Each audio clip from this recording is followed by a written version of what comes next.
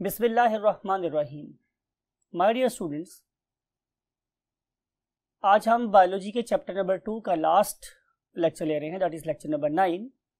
और आपको याद होगा लास्ट टाइम हम लोगों ने डीएनए के बारे में इंफॉर्मेशन ऑब्टेन की थी।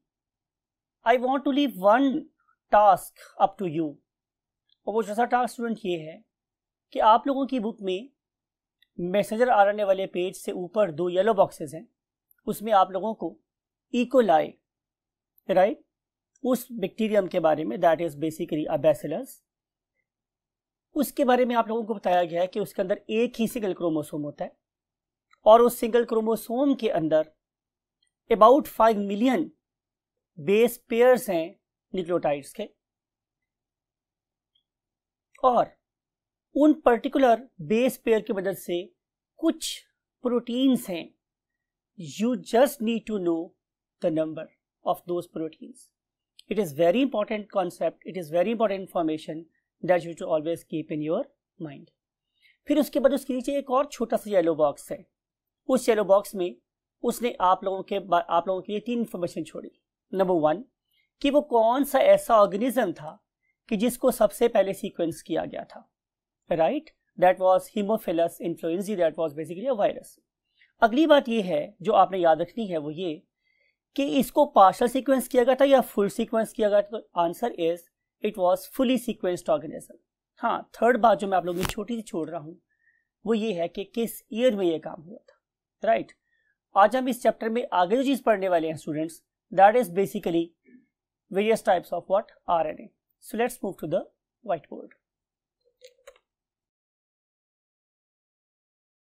Yes, my dear students, welcome to the last lecture। और इस लास्ट लेक्चर में हम पढ़ने वाले हैं students what, RNA.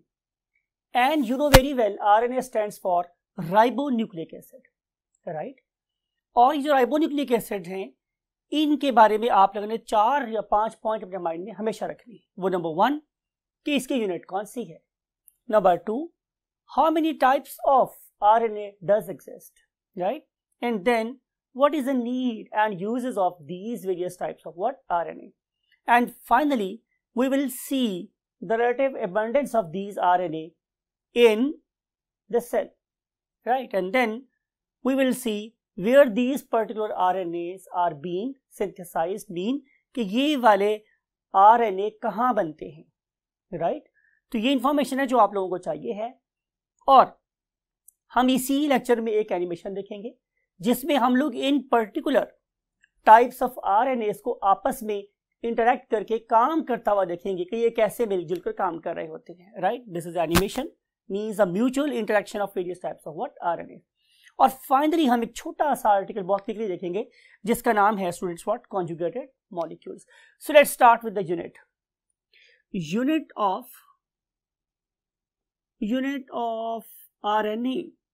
You know very well, discuss हुआ आप लोगों के साथ during the study of DNA कि जो आरएनए की यूनिट है उसका नाम है राइबो न्यूक्लियोटाइड।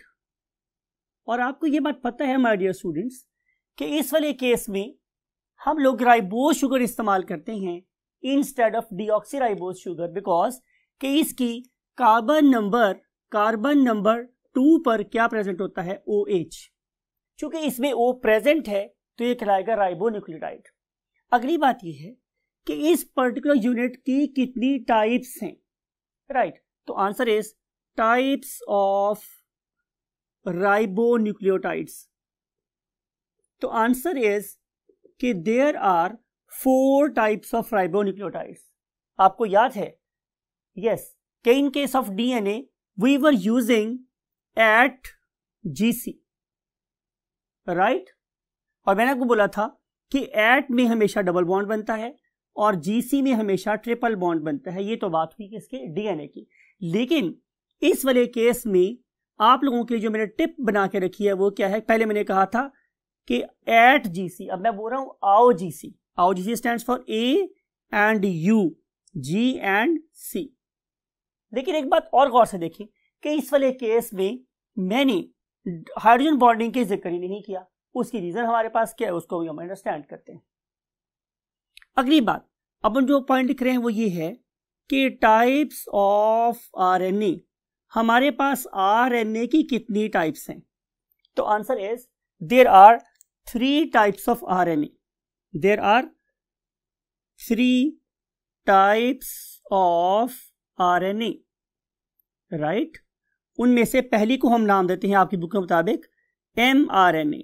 याद रखने वाली बात यह है स्टूडेंट्स कि आप m हमेशा छोटा लिखेंगे और capital R, capital N, capital A लिखेंगे, and this and this particular small m it stands for messenger.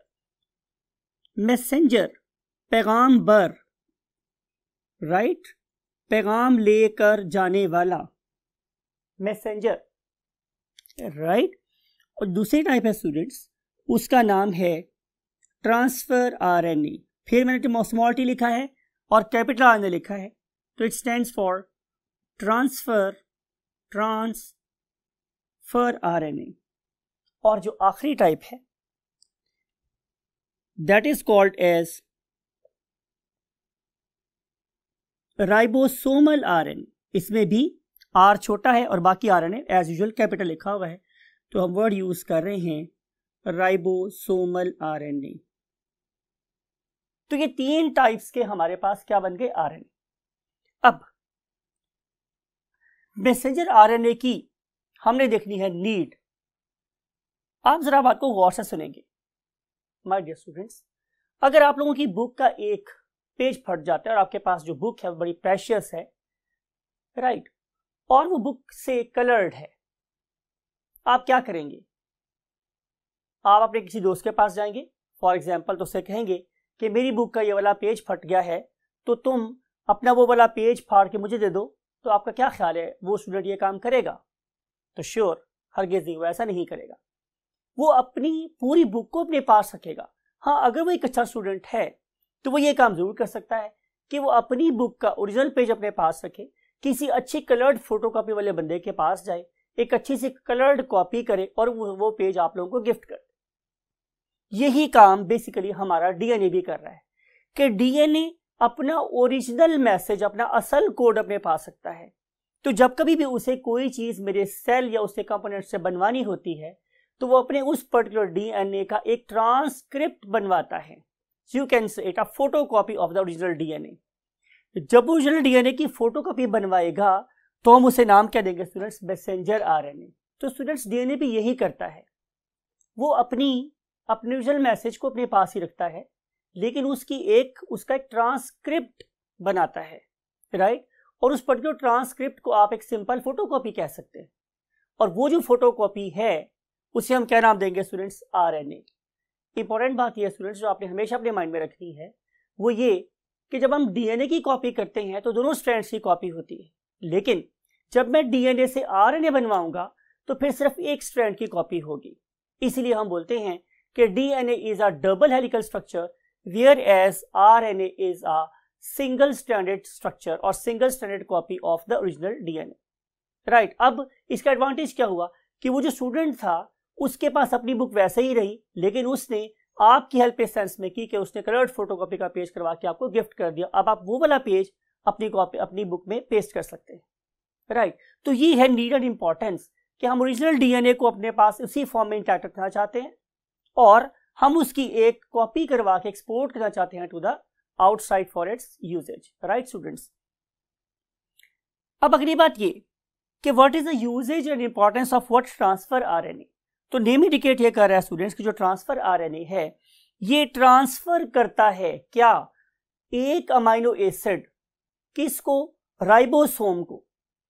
क्या करने के बाद? After D coding the message that was coded by the DNA on messenger RNA. मैं दोबारा बोल रहा हूं आप लोगों के लिए कि डीएनए ने जो मैसेज कोड करके रखा मैसेंजर आरएनए में, उस पर्टिकुलर मैसेज को सिर्फ ट्रांसफर आरएनए ही डिकोड कर सकता है, और डिकोड करने के बाद एक ला के देता है क्या? Amino acid. और वो वाली अमाइनो एसिड्स फिर आपस में लिंक होके क्या बना लेती हैं? चेन। और वो चेन डेवलप करना किसका काम है? राइबोसोम का काम। अब आखिरी बात कि ये जो मेरे पास राइबोसोमल आरएनए है, जो थर्ड टाइप का आरएनए है, ये मोस्ट एबंडेंट है, सबसे ज्यादा मिकदार में पाया जाता है। ये यूज कहाँ होता है? इसकी नीड और इंपॉर्टेंस क्या है? देखिए, बात को गौर से सुने। आप लोग ग्रेड 9 में ये बात पढ़ के आए हैं कि जो प्रोटीन बनाने वाली मशीन है उसको हम राइबोसोम बोलते हैं। प्रोटीन बनाने वाली मशीन का नाम राइबोसोम है। लेकिन ये सोचो कि वो वाला मशीन किस चीज की बनी है, जरा सोचें वो मशीन किस चीज की बनी है। तो आंसर है वो बनी हुई है दो चीजों की, राइबोसोमल आरएनए और राइबोसोमल प्रोटीन्स की। जब मैं इन दो चीजों को आपस में मिलाऊंगा तो जो सेलुलर ऑर्गेनेल बनेगा उसका नाम क्या है स्टूडेंट्स, राइबोसोम। राइट, राइबोसोम बनता कहाँ है, ये इंपॉर्टेंट बात है। तो आंसर है हमारे न्यूक्लियस के अंदर, आपने ड्रॉ किया होगा ग्रेड 9 में भी, हम दो डॉट से लगाते हैं न्यूक्लियस के अंदर। वो जो दो डॉट हम लगा रहे हैं न्यूक्लियस के अंदर, समथिंग लाइक इट, आप देख सकते हैं कि ये मेरे पास एक सेल है और ये मेरे पास एक न्यूक्लियस है, तो हम इसके अंदर दो डॉट से लगाते हैं। Every dot is called as nucleolus but both of them are called as nucleoli. ये वो जगह हैं जहां पे हम राइबोसोमल आरएनए और राइबोसोमल प्रोटीन को मिला के राइबोसोम्स को बनाते हैं और फिर बाद में ये राइबोसोम्स एक्सपोर्ट हो जाते हैं to the outside. Right students, अब हम चलते हैं अगली बात के ऊपर। अगली बात मेरे पास क्या है स्टूडेंट्स कि रिलेटिव एबंडेंस क्या है। This one we are somewhere here now. इनकी रिलेटिव एबंडेंस कुछ इस तरह से है स्टूडेंट्स कि नंबर 1 इज मैसेंजर आरएनए, और ये जो मैसेंजर आरएनए है ये हमारे पास 3 to 4% हो सकता है। राइट स्टूडेंट्स, फिर उसके बाद आ जाता है हमारे पास व्हाट, ट्रांसफर आरएनए। ये उससे क्वांटिटी में ज्यादा है और इसकी मिकदार 10 to 20% तक हो सकती है। और इससे अगली बात that is what, ribosomal RNA. Right, देखिए मैंने आपको हर एक जो इंफॉर्मेशन है वो सेपरेट बॉक्स में करके दी है ताकि आपको याद करने में आसानी हो। राइट, तो हमने कॉन्सेंट्रेशंस के लिए एक सेपरेट बॉक्स बना दिया है, सेपरेट एक स्पेस एलोकेट करी ताकि आप लोगों को आसानी रहे। तो राइबोसोमल आरएनए मेरे पास अप टू 80% हो सकता है। याद रखिए हमारी बात यह स्टूडेंट्स कि ये उनकी रेलेवेंट एविडेंस है, लेकिन इन सब का सम हमेशा क्या रहता है, 100 ही रहता है। राइट, मिसाल के तौर पे अगर ये थोड़ा सा ज्यादा होगा तो ये थोड़े से और कम हो जाएंगे, और अगर ये थोड़े से ज्यादा होंगे तो थोड़ा सा ये कम हो जाएगा, लेकिन इनकी ओवरऑल कॉन्सेंट्रेशन ज़ाहिर 100 ही रहेगी, तभी तो हम इसे परसेंट बोल रहे हैं। राइट, अगली बात बड़ी इंपॉर्टेंट इंफॉर्मेशन स्टार लगा रहा हूं आप लोगों के लिए, वो क्या है, point to be noted again कि अगर ये 80% मेरे पास राइबोसोमल आरएनए है तो ये मेरे राइबोसोम में कितने परसेंट बनाएगा।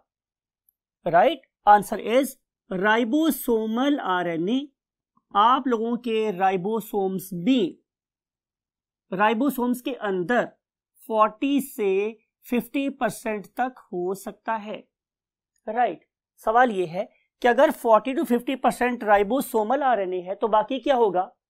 आपको याद आई कोई बात, मैंने अभी प्रीवियस पॉइंट पे डिस्कस किया था आप लोगों के साथ, वो क्या है स्टूडेंट्स कि उसमें जाहिर है बाकी होंगी राइबोसोमल प्रोटीन्स।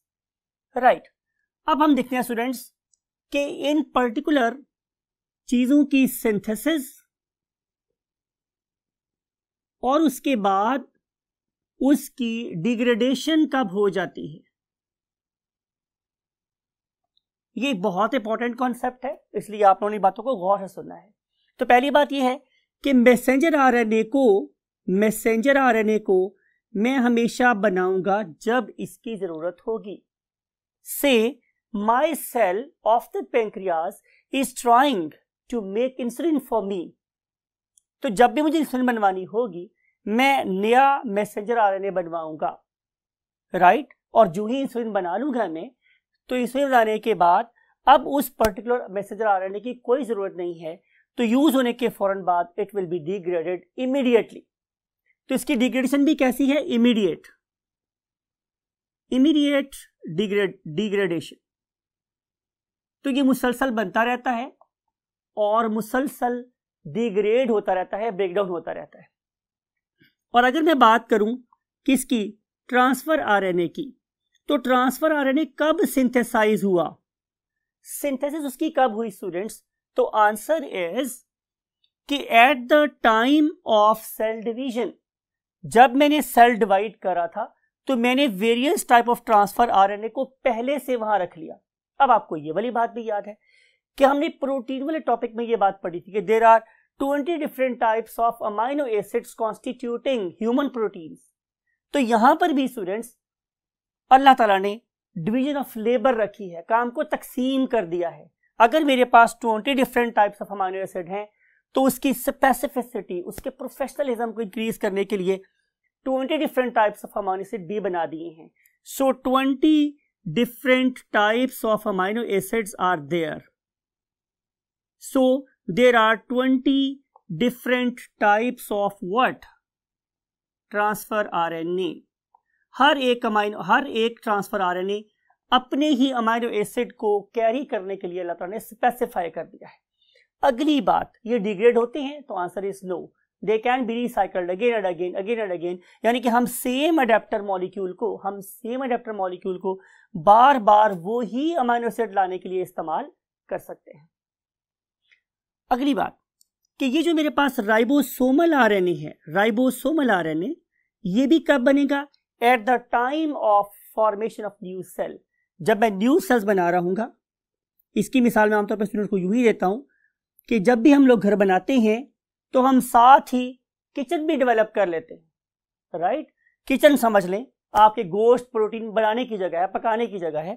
तो जब भी हम लोग नया सेल बनाएंगे तो हम साथ ही नए सेल के लिए प्रोटीन बनाने वाली मशीन भी डिजाइन कर लेंगे, that is called as what? Ribosome, right my dear students. और फिर ये जब तक सेल रहेगा ये साथ चलती रहेगी, जब तक राइबोसोम एग्जिस्ट करता है ये वाला राइबोसोम आरएनए भी उसमें इनोकुलेटेड रहेगा या उसके अंदर इंटीग्रेटेड फॉर्म में प्रेजेंट रहेगा।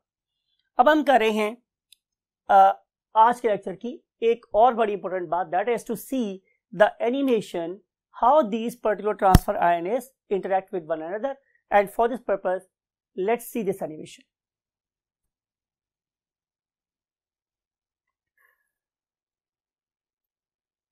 यस डॉक्टर्स, आप इस एनिमेशन को देख रहे हैं और इस एनिमेशन में आपको नजर आ रहा है यहाँ पे एक न्यूक्लियस है और इस न्यूक्लियस के अंदर प्रेजेंट है हमारे पास व्हाट? डीएनए। आप देख रहे हैं कि डीएनए एक डबल हेलिकल स्ट्रक्चर है, लेकिन जब मैं इससे आरएनए बनवा रहा हूं तो सिर्फ और सिर्फ इसके एक स्ट्रैंड की कॉपी हो रही है और इसका वो वाला स्ट्रैंड जिसकी हम कॉपी कर रहे हैं वो बेसिकली क्या है स्टूडेंट्स? 3 बार से 5 बार है या 3 प्राइम से 5 प्राइम की तरफ है। जब हम इसकी कॉपी करेंगे तो चूंकि आप याद करें मैंने को बोला था कि 3 एंड वाला व्हाट? राइबोन्यूक्लियोटाइड हमेशा अवेलेबल है, तो यहाँ पे चेन इलॉन्गेट होगी किस वे में? कॉन्टिन्यूअस वे में। तो इससे बन गया व्हाट? हमारे पास डिफरेंट टाइप से क्या? आरएनए। मैंने आपको बोला 3 टाइप्स के आरएनए, आप जरा आपने फोकस करना है कि इसको मैसेंजर आरएनए को। ये मैसेंजर आरएनए तैयार होने के बाद न्यूक्लियस के पोर में से निकल के कहाँ आ रहा है? राइबोसोम के अंदर। अब देखिए इसकी डेस्टिनेशन क्या है, इसकी फाइनल डेस्टिनेशन है स्टूडेंट्स राइबोसोम। देखें ये राइबोसोम पे आके अटैच हो गया है। इस राइबोसोम पे अटैच्ड मैसेंजर आरएनए के ऊपर आप देखें मैसेज किस किस फॉर्म में प्रेजेंट है? 3 न्यूक्लियोटाइड की फॉर्म में प्रेजेंट है। इन्हें हम लोग बोलते हैं व्हाट? कोडोन्स। ये कोडोन के अंदर बेसिकली एक खुफिया पैगाम है, कोडेड मैसेज है।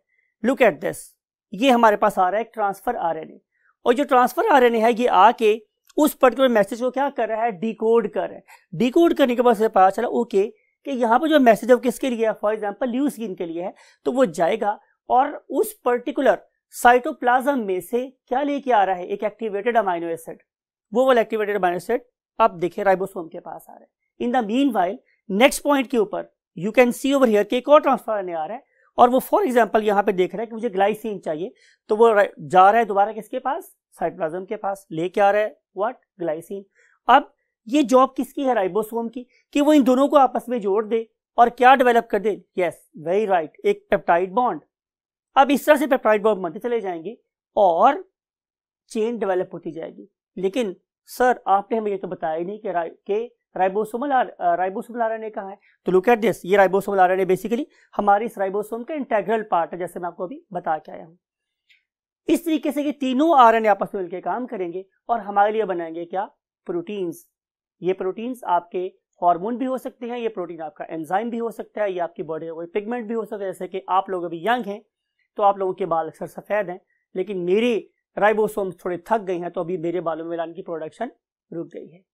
सो आई होप कि आपने इससे इन तीनों किस्म के आरएनए की इंटीग्रेटेड फंक्शनलिटी को समझा होगा। अब हम चलते हैं लास्ट पॉइंट की तरफ, that is called as what? Conjugated molecules. Look at this, ये भी बड़ी सिंपल सी बात है, यहीं पर अंडरस्टैंड कर लेते हैं।